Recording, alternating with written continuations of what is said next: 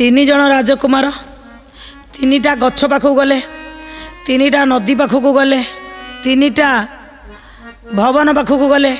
भवन रे तीनिटा ब्राह्मण को डाकिले, से तीनिटा ब्राह्मण को तीनिटा थाली रे खाया को देले। ये जो एतिक सब हैला लोक माने जे बसी थिले से माने टिके एंती आ करिकि अनै थांती जातवेदक मुह को कौन गपुचंदी पागल बाचाल भली। आमे भी केंदी बुझी पारुनु। कहले आज्ञा टिके एइठी कथाटा रखंतु। आपण एकाथरे कहले मझिरे प्रश्न पचारिबेनी बोले आमे पचारि पालनु, हेले किछि बुझिले तो आमे सुनिबु, खालटारे काई आपण कथा सुनिबु। कहले बस बस बस समस्ते बस धैर्यर सहित। एइठी जातवेद बुझाई देले जे तीनोटी होउचंदी राजकुमार। से राजकुमार हेले जणे हेले जीव, आउ जणे हेले आत्मा, आउ जणे हेले परमात्मा ब्रह्म। केमिति बुझेले? कहले तीन राजकुमार हेले जीव आउ आत्मा आउ ब्रह्म, ए तीन जन परमात्मा। कहले समस्ते जानिचंदी ये होचंदी अविनाशी, किंतु शरीर नहेले एमाने जन्म है ना। किए जीव आ आत्मा, किंतु एपर्यंत एमाने गर्भ को आसी ना बा जन्म है ना।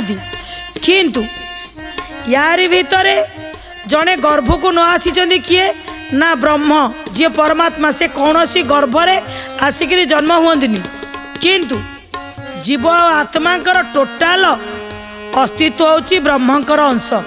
तांको बिना अंशरे मनीष निश्वास नहीं पारिबनी, चली पारिबनी। कहीं ना जेमिति आमे जानिचंदी शून्य ए शरीर होची, ये जगतर शून्य देही रु आमे आसिले। शून्य देही किए ना परमात्मा, तांको बुझाउचंदी। सेतमे आमे समस्ते जानिचंदी जे संत भीम भई कहले रूप रेख नाही से शून्य देही, किंतु आम भितरे तांकर अस्तित्व संपूर्ण अछि। से शून्य नगर रु आमे समस्ते आसीचंदी। आसिकरी कौन कले ना भविष्य नगर पाई यात्रा करुचंदी भविष्यत में। किंतु तीनोटी गछ मूले बसीगले। प्रथमे आसी गछ मूले गले ना फल खाया, तीनटा गछ मूल को पहुँचले। कहले से गछ कौन केते गोटे तत्व भित्तिक कथाटी। कहले शून्य देही रु आसिला परे जो गछ को आमे जन्म हो गले, हो सारा परे मनीष जो गछ मूले बसिला से गछ कौन जानिचंदी? ता भीतर जो फल गोटे होची बासना, गोटे होची तृष्णा, आउ जो गछ टोटाल बीज पोता ही नथिला सेटा होची अहंकार। बासना तृष्णा आम सांगरे आसी थाए।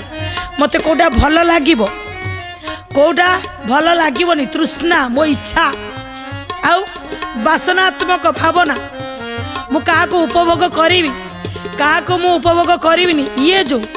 ये फल भितरे लुचिकी थाए, ये देखा जाए देखा जाए किंतु ये शरीर भितर अच्छी।